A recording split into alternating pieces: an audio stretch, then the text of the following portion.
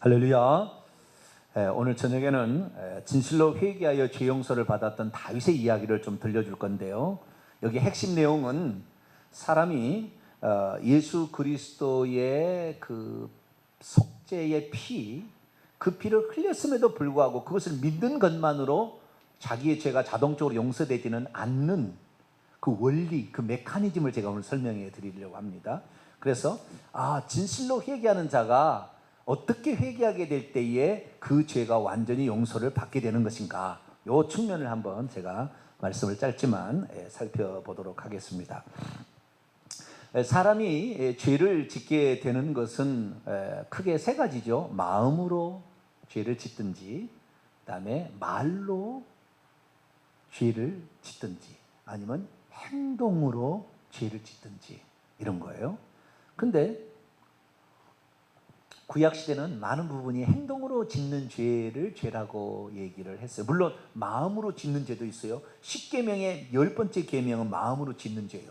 이웃의 물건을 탐내지 말라, 아내를 탐내지 말라, 이렇게 했잖아요. 그래서 탐심, 마음으로 지은 죄도 죄다, 말로 지은 죄도 죄다. 3계명은 여호와의 이름을 망령되이 부르지 말라, 말하지 말라, 말도 죄예요. 나머지는 다 행동으로 하는 거예요. 행동으로. 살인, 간음, 도둑질, 말은 거짓말도 있네요. 하나 더 있네요. 거짓말하지 말라, 말도 있어요. 그래서 마음으로, 그 다음에 말로, 행위로 짓는 죄, 이 죄를 뭐라고 하냐면은 자범죄라고 합니다. 뭐라고요? 자범죄. 이것은 아담과 하와가 사탄 마귀의 말을 들어서 로마서 5장 12절 한 사람으로 말미암아 죄가 세상에 들어오고 죄로 말미암아 사망이 들어왔나니 한 사람으로 말미암아 사망이 모든 사람에게 이르렀다. 그 한 사람은 아담이에요. 그래서 아담의 범죄할 때에 우리는 그 허리에 씨로서 들어가 있었어요. 우리가 낳고에 우리가 됐잖아요. 그러니까 그 속에, 허리 속에 우리가 있었던 거죠. 같이 동참했던 거예요. 그래서 우리는 같이 범죄했습니다. 따라서 나는 공동범죄자다. 뭐라고요?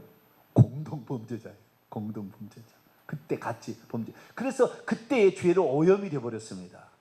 그래서 우리는 가만 놔두면 죄된 본성으로 말미암아 죄의 열매를 맺을 수밖에 없고, 내 속 곧 내 육신에 선한 것이 거하지 아니하는 원함은 내게 있으나 원치 아니하는 악은 행하는도다.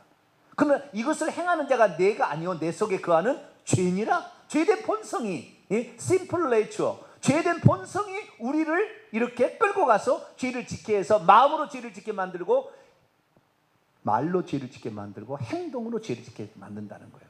그런데 예수님께서 오셔서 십자가에서 죽으실 때에 그 속죄의 피는 우리가 지은 자범죄들을 용서해 주세요. 그러니까 성경에 죄 사함이라는 단어가 없어요. 전부 원문을 보면 죄들의 사함입니다. 죄들, sins입니다. 전부. 영어로 말하면 the forgiveness of sins예요. 죄들의 사함이지 죄 사함이란 말은 없어요. 개역 성경은 나와요, 죄 사함이라고. 그러니까 이것만을 아는 사람들은, 원문을 모르는 사람들은 이 하마르티아가 복수형이라는, 죄가 복수형인 건 몰라요. 그런데 원문에는 다 죄들의 사함이라고 되어 있습니다. 죄들을 사함받는, 이 죄들이라는 것이 자범죄죠. 그래서 우리의 죄들은 다 사함을 받아야 되는데, 예수님께서 골고다 언덕에서 마지막 속죄 제사를 드린 거잖아요. 근데 그 속죄 제사가 우리의 죄를 다 없앴느냐? 없앨 수 있는 모든 상태를 만들어 놓은 거지, 그 자체가 우리의 죄를 용서해 주는 것이 아니에요. 근데 지금 많은 사람이 그걸 착각하고 있는 거예요. 이제 오늘 말씀 가운데 한마디를 먼저 충격적인 말을 듣고 오늘 말씀을 풀어가 봅시다. 자, 시편 51편 19절입니다. 19절 마지막입니다. 시편 51편 19절. 이 말의 의미가 얼마나 깊은 의미가 들어있을까 한번 읽어봅니다. 시작. 그때에 주께서 의로운 제사와 번제와 온전한 번제를 기뻐하시리니 그때 그들이 수소를 주의 제단에 드리이다. 제사를 그때, 어떤 그때에 제사를 드려야 이 제사가 하나님께 받아진다는 거예요. 그러니까 이 그때가 되지 않는데 제사를 많이 드렸자, 그때가 안 된다고 한다면 결국에 제사는 무용지물이다 그거예요. 그러면 왜 그런 얘기를 했을까요? 16절부터 한번 볼까요? 16절부터 주께서는 제사를 기뻐하지 아니하시나니 그렇지 아니하면 내가 드렸을 것이라. 주는 번제를 기뻐하지 아니하셔. 아니, 다윗은 제사를 멸시하네요. 아니 이 구절만 본다면 하나님이 제사 드리라는 제사를 멸시하고 있잖아요. 왜? 하나님은 제사를 기뻐하지 아니하고 번제를 기뻐하지 아니에요. 하나님이 제사와 번제를 좋아하시죠. 그런데 제사와 번제에 진짜 들어가야 될 제물이 있다는 거예요. 양이 아니고 소가 아니고. 그래서요 이 이사야서 1장을 읽어보면은 하나님이 너희들의 그 희생 제물이 신물이 난다 그래. 신물이 난다. 안 가져왔으면 좀 좋겠다. 너희들이 제사를 좀 안 드렸으면 좋겠다. 이렇게 얘기를 합니다. 아니 하나님이 제사 드리라고 그렇게 얘기를 했는데 하나님 왜 하지 말라고 그럴까요? 진짜 들어가야 될 제물이 안 들어가 있던 거예요. 진짜 들어갈 제물은 17절에 나와 있어요. 17절. 이것이 안 들어가 있으면 제사는 무용지물이다 그거예요.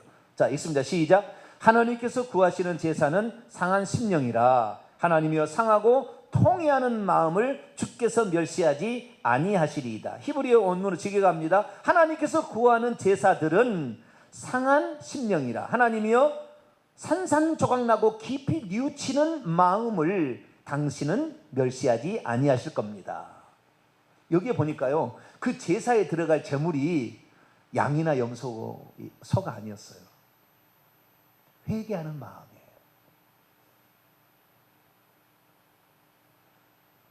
그 제물은 문제가 없습니다. 제물은 문제가 없어요. 그런데 그 제물을 아무리 제사를 드린다 할지라도 자신이 지은 죄에 대해서 통회하고 자복하는 마음이 없다고 한다면 그 제물은 아무 의미 없다. 이것을 한마디로 딱 적용하겠습니다.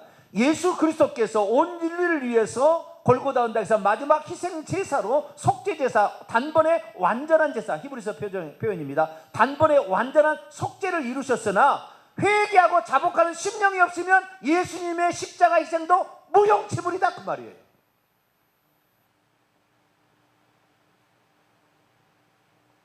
예수님이 십자가에 돌아가신 거, 그분의 피는 온 인류를 구원하던 남을 믿는 충분한 효능을 갖추고 있어요. 그분의 문제가 있는 건 없어요. 단 하나도.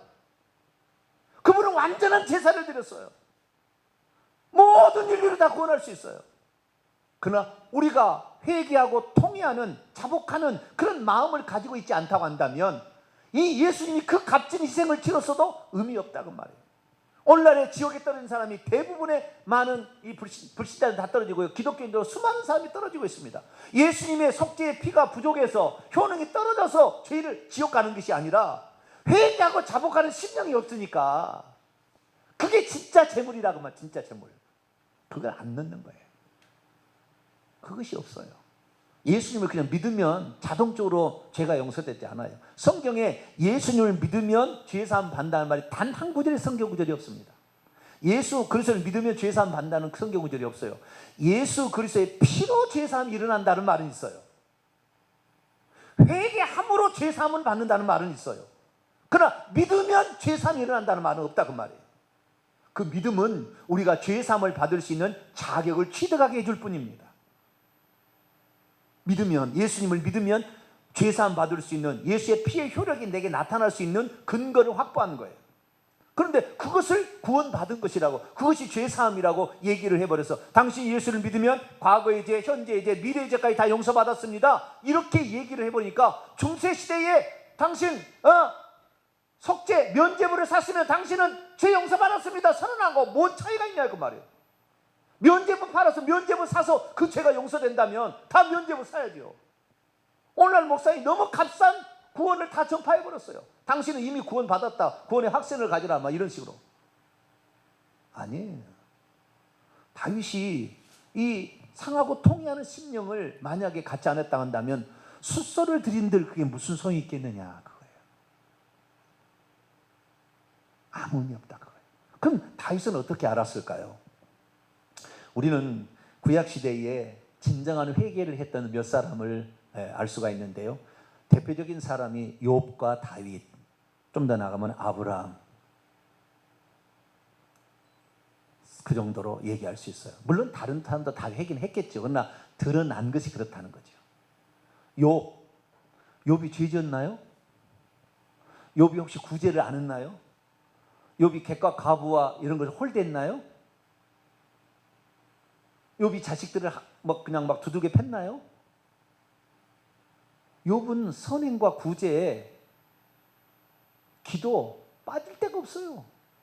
욥이 잘못한 거 없다니까. 하나님께서 나중에 욥을 만났을 때 그 욥한테 너 잘못했다라는 말을 하지 않았어요. 욥은 사실 잘못한 것이 없었어요. 근데 왜 욥은 회개했을까요? 내가 티끌과 재 가운데 회개하나이다 그러잖아요.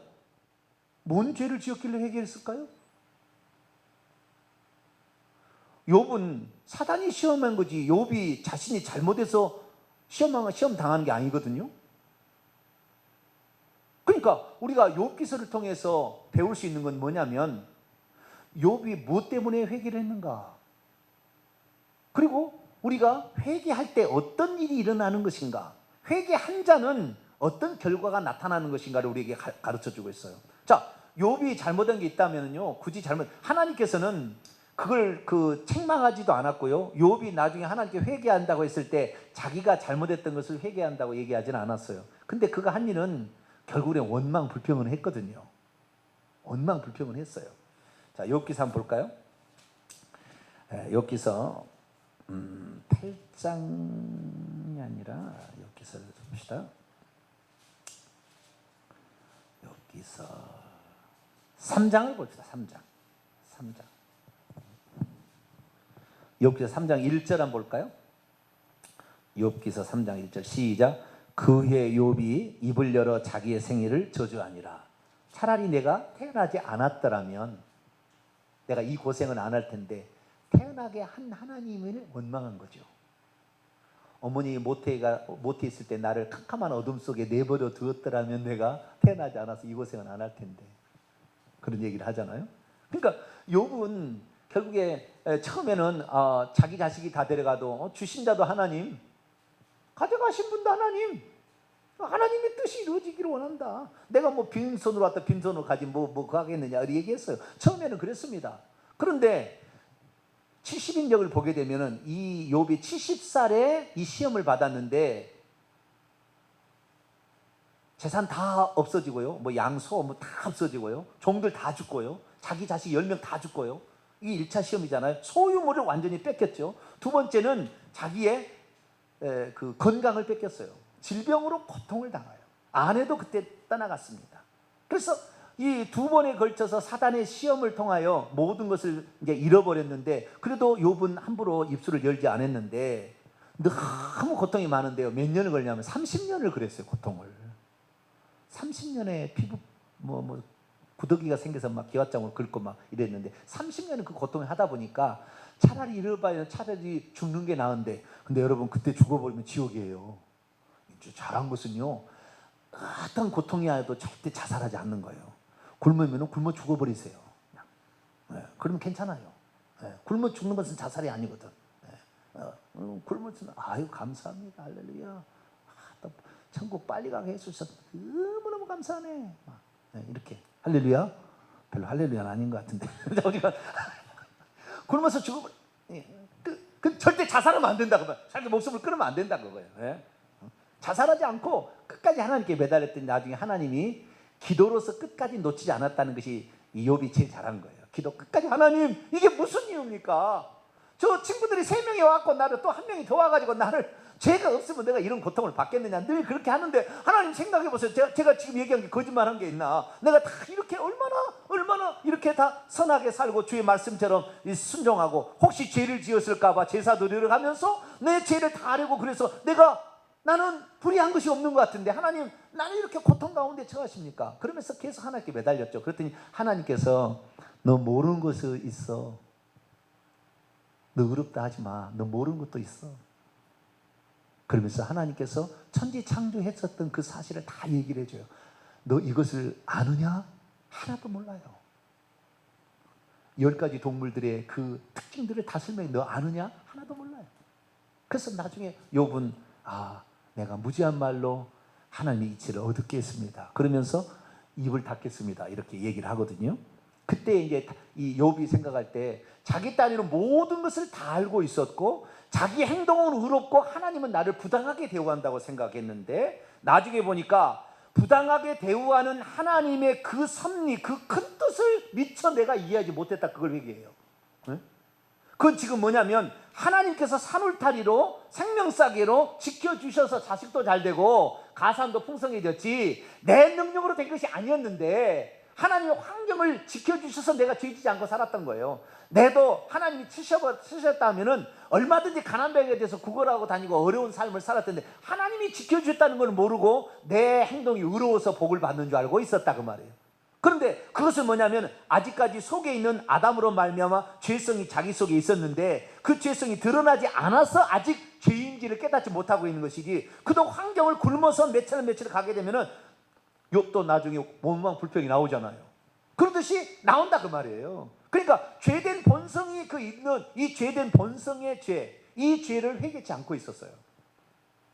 그래서 만약에 그가 잘 나가다가 마지막 순간에 사탄이 죄된 본성을 긁어내서 죄를 짓게 하면 지옥에 가잖아요. 그래서 하나님께서 너는 죄인일 수밖에 없다. 하나님이 너를 도와주어서 너가 이렇게 살고 있어 라는 것을 깨달을 수 있도록 마지막에 나타나서 그에게 질문을 던지자 결국에 무지한 말로 하나님의 이치를 어둡게 했습니다. 입이 두 개도 할 말이 없습니다 라고 하면서 티끌 가운데 회개합니다 라고 자신이 모든 것을 다 알고 있었다는 그 말, 교만함을 내려놓고 무지를 내려놓고 하나님께서 더 큰 뜻으로 모든 걸 역사하고 있음을 시인하고, 주님 제가 모르고 내 의롭다는 내 의만을 자랑했습니다. 이 내 의가 아니라 주님의 긍휼이 임해야 우리가 의롭게 되는 것이지, 주님의 속죄가 있어야 내가 의롭게 되는 것이지 내가 행위로서 의롭다함을 얻을 수 없었는데 내가 착각했습니다. 그리고 회개하게 될 때에 그가 회개하는지 물어보죠. 너를 힘들게 했던 친구들을 위하여 용서해주고 제사를 드려줄 수 있겠니? 물어보는 거예요. 그때 제사를 드려주자 네 죄가 다 사함받았다 그런 거예요.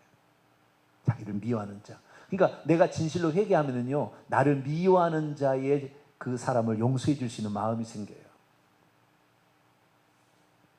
많은 사람이 언제 내 죄사함을 받았느냐? 여러분, 죄사함을 받는 건 두 단계가 있는 거예요. 하나 요한일서 1장 9절에 만일 우리가 우리 죄를 자백하면 그를 미쁘시고 우러서 우리 죄를 사하시며 모든 불의 소리를 깨끗, 우리가 자백할 때 요한일서 1장 7절 만일 우리가 그분이 빛 가운데 계신 같이 우리도 빛 가운데 걸어가면 그 아들 예수의 피가 우리의 죄를 사한다고 요한일서 1장 7절은 두 번째 죄사함을 말하게 되는데, 그것은 뭐냐면 우리가 진실로 회개해서 어둠 가운데도 우리가 빛으로 딱 나오게 될 때에 그때 한꺼번에 죄가 싹 씻어져요. 그래서 혹시 자범죄를 지었던 죄들 가운데서도 용서받지 못한 죄가 있다고 한다면 진실로 회개해서 뜨거운 눈물로 회개를 하게 될 때 그때 과거에 지었던 모든 죄는 그때 한꺼번에 다 씻어버립니다.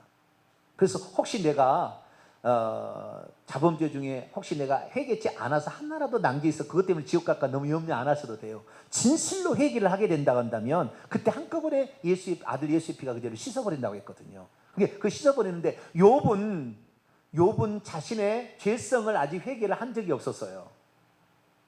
자범죄를 지으면 제사는 드릴 줄 알았죠.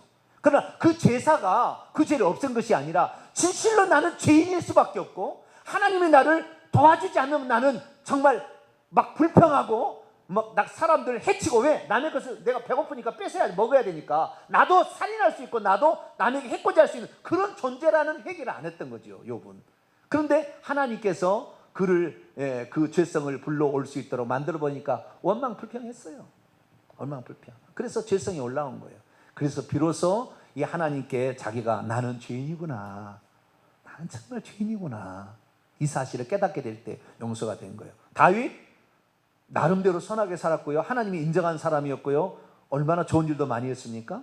그런데 나중에 이 정자가 되자 나중에 말이죠, 자기가 뭔가 된 것처럼 착각하다가 뭐 전쟁 나가서 위험하니까 부하 장수들이 왕이시여 우리가 왕을 잃어버리면 이 나라를 잃어버리는 거니까 왕이시여 왕궁에 계시고 우리가 전쟁할 테니까 말씀만 하시라고. 그리고 요압 장군이 다른 부하 장수 데려가서 전쟁하는 거예요.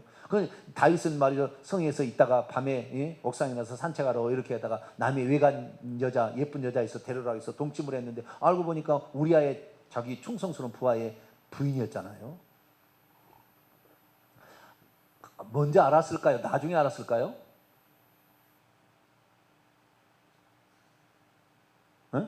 자, 사무엘하 11장.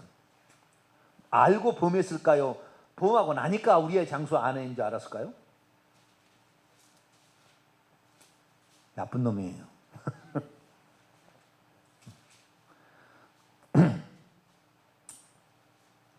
먼저 알고 범했습니다. 고의예요. 다윗은 죽여야 합니다. 남의 아내를 간음하는 자는 반드시 죽이라고 성경에 딱 그게 돼 있어요. 레위기 20장 10절 간음하는 자는 반드시 죽이라고 돼 있습니다. 살해하라고 돼 있어요. 자, 사무엘하 11장 2절에서 3절까지 4절까지 읽어봅시다. 4절까지 시작. 저녁 때 다윗이 그의 침상에서 일어나 왕국 옥상에서 거닐다가 그곳에서 보니 한 여인이 목욕을 하는데 심히 아름다워 보이는지라 다윗이 사람을 보내 그 여인을 알아보게 하였더니 그가 아뢰되 그는 엘리암의 딸이요 햇사람 우리아의 아내 밧세바가 아니니까 하니 다윗이 전령을 보내어 그 여자를 자기에게로 데려오게 하고 그 여자가 그 부정함을 깨끗하게 하였으므로 더불어 동침함에 그 여자가 자기 집부터 뭐 알고 했잖아요. 알고 알아보고 나쁜 놈이에요. 고의로 한 놈이에요. 어쩌다가 내가 도끼질 했는데 도끼가 빠져가지고 누구를 쳐서 죽이면은 그것은 내가 죽이려고 하지 않았잖아요. 고의가 아니잖아요. 그때는 빨리 도피성으로 도망하라. 네 목숨을 보전하라. 그러니까 고의가 아닐 때만 살 수 있는 것이 고의로 만약에 살인죄라면 살인 죽여야 됩니다. 고의로 간음하면 죽여야 된다고 돼 있다고요. 용서받을 수 있는 방법이 없어요. 근데 어느 날부터 말이죠. 자기가 이제 어느 정도 권위가 올랐다고 탱자탱자 놀고 있다가 그럼 못된 짓을 한 거 아니에요? 언제나 경성해야 됩니다. 높은 지에 올라가면 올라갈수록 더 엎드려야 되고요. 더 경성해야 되는 거예요. 그러지 못했어요. 그래서 나중에 그거 발각될까 봐, 간음죄 발각될까 봐 우리야 장소 와서 둘이 동침하는데 아내 그냥 가. 요압 장군에게 저 기별을 보내가지고 죽여라고 그랬어. 고의 살인죄잖아요. 우연히 죽인 게 아니잖아요. 죽여야 됩니다. 이런 죄는. 네. 다윗은 용서받을 수 있는 죄를 용서받지 못할 죄를 지었습니다. 그런데 어떻게 그가 고백하느냐? 시편 32편 볼까요? 그런데 그가 이렇게 얘기를 해요. 대체 어떻게 돼서 이런 일이 벌어졌는지 용서받지 못할 죄를 지었다고 말이에요. 그런데 이런 얘기를 한다고 말이에요. 32장 5절입니다. 시편 32편 5절. 시편 32편 5절입니다. 시작. 내가 이르기를 내 허물을 여호와께 자복하리라고 주께 내 죄를 아뢰고 내 죄악을 숨기지 아니하였더니 곧 주께서 내 죄악을 사하셨나이다. 자기 죄가 사함받았다는 걸 알았어요. 어떻게? 제사를 드린다고 용서되는 게 아니라는 거예요. 진짜 이것이 죄라는 것을 그 앞에 시인하고 자신이, 그러니까 나단 선자가 와가지고 책망하잖아요. 한 10개월 뒤에 와가지고 나단 선자가 암양 그 비유를 통해서 가나안 집에 있는 그 비유를 통해서 그 나쁜 그 악한 많은 부잣집에 저 가나안 집 암양 하나 뺏어가지고 친구 대접해주는 이론을 말하면 이런 그런 놈이 어떻게 그런 놈은 당장 그렇게 벌을 해야 돼. 4배를 갚게 해야 된다 이렇게 막 그리고 막 버럭 화를 내니까 당신이요. 그렇게 했을 때 자 그때 당시에 무소불위의 권력을 휘두를 수 있는 게 다윗이었습니다. 그 순간 군대 장관 불러가지고요. 이거 없애.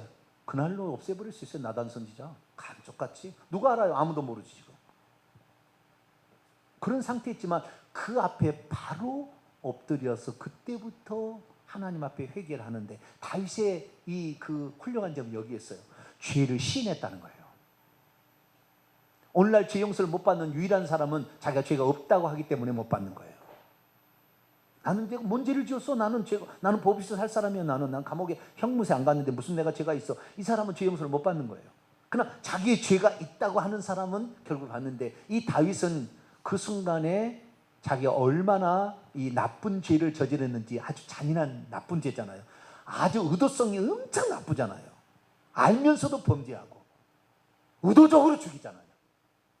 다윗이 이렇게 잔인하고 이렇게 나쁜 놈인 줄 자기도 모르고 있다가 어느 날 자기가 행위를 딱 깨닫게 하는 순간 이야 나는 그래도 괜찮은 사람이다. 나는 하나님 마음이 아파하는 사람. 나는 그래도 하나님을 찬양하는 사람. 내가 골리앗 싸울 때에 오직 만군의 여호와 이름으로 이길 수 있다고 내가 그래서 오직 하나님 이름을 붙잡고 가서 나는 괜찮다고 생각했는데 이런 속의 죄성, 이 더러운 죄성, 이 나쁜 죄성이 내 속에 있구나는 것을 다윗이 그때 깨달은 거예요.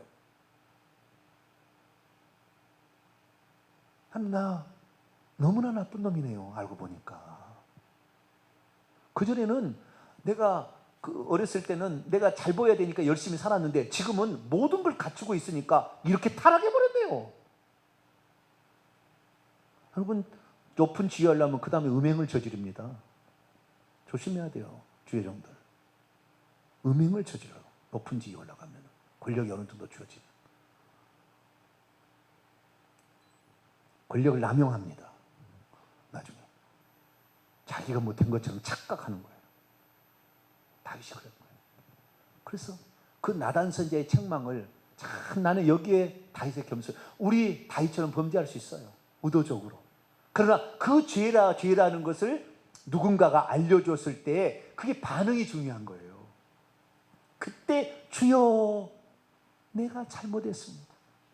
그때 다윗은 뼛속 깊이 죄성이 있다는 걸 깨달아요. 시편 51편입니다. 시편 51편 5절입니다.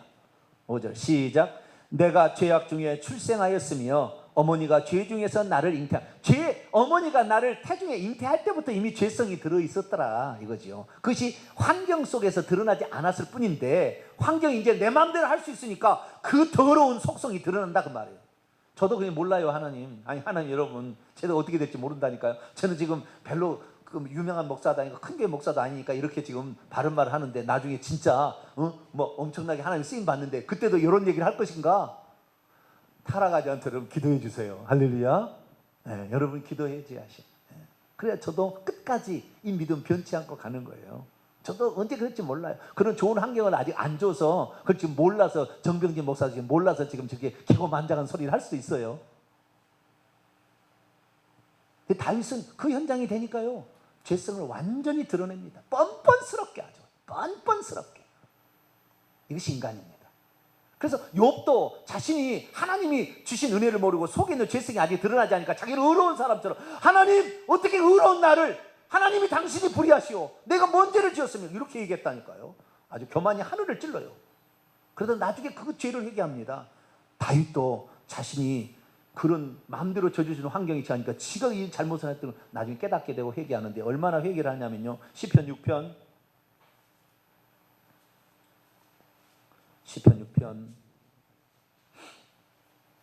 6절입니다.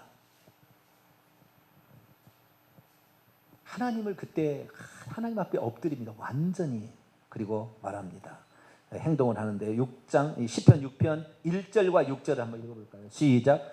여호와여 주의 분노로 나를 책망하지 마시오며 주의 진노를 나를 징계하지 마옵소서. 내가 탄식함으로 피곤하여 밤마다 눈물로 내 침상을 띄우며 내 요를 적시나이다. 맨날 며칠 회개한 것 같아요. 하나님 앞에 용서해달라고. 그것이 5절에 사망, 수월, 지옥에 들어갈 죄를 지었다는 걸 알았어요. 그래서 나중에 그가 말하기에 시편 51편에 내가 죄를 지었다고 번제를 드리고 희생 제물을 드린다 한 받아줄 것이 아니라 내게 그 죄에 대해서 죄를 지었던 것을 마음 아파하고 하나님이 내게 주신 이 귀한 직분하고 남을 해치고 남의 인생을 망치고 죽여버리는 이 사태까지 자기가 간 거에 대해서 회개하는 마음, 통회하고 자복하는 심령이 없다고 한다면 숫소를 드린들 무슨 성이 있겠는가? 예배를 1000번을 드려서 무슨 성이 있으면 30년을 하나님을 섬겨서 무슨 성이 있어? 회개함이 없는데 자기 예수 믿는다고 그렇게 얘기하는데 죄를 회개함이 없는데 예수 그리스도의 피가 그의 죄를 용서해 준다고요? 회개함이 없는 것은 제사를 하나님은 안 받으신다 이거예요. 안 받으신다. 십자가의 골고다의 희생제사를 주님은 들었지만 우리에게 소용이 없다고 말이에요. 회개하지 않으면은. 그래서 우리가 죄를 회개할 때 비로소 예수 그리스도의 피가 우리에게 적용되어서 우리의 죄가 사함 받는 줄로 믿습니다. 그래서 통회하고 자복하는 심령, 주님 나는 죄인입니다 라고 고백하는, 즉시 그 앞에 엎드리고 그 앞에 내가 잘못을 시인하는 이런 마음이 있는 사람이 죄 용서를 받고 천국도 들어가는 거죠.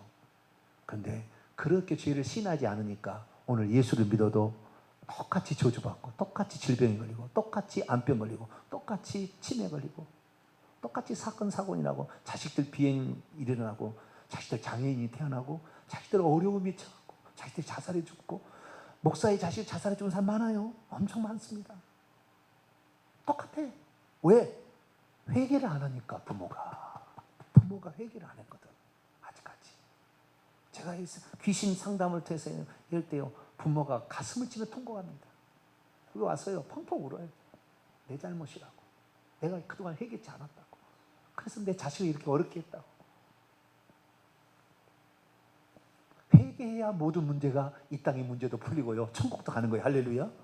두 가지, 이 땅에서 문제도 회개해야 요한계시 2장의 두아디라 교회, 이 땅이 징계를 안 받아요. 그리고 마태복음 4장 17절에 천국도 가는 것입니다. 그게 회개 이렇게 중요한 거예요. 근데 회개하는 마음도 없이 예배 드렸으니까 나는 예수 믿었으니까 구원? 아니, 그거 아닙니다.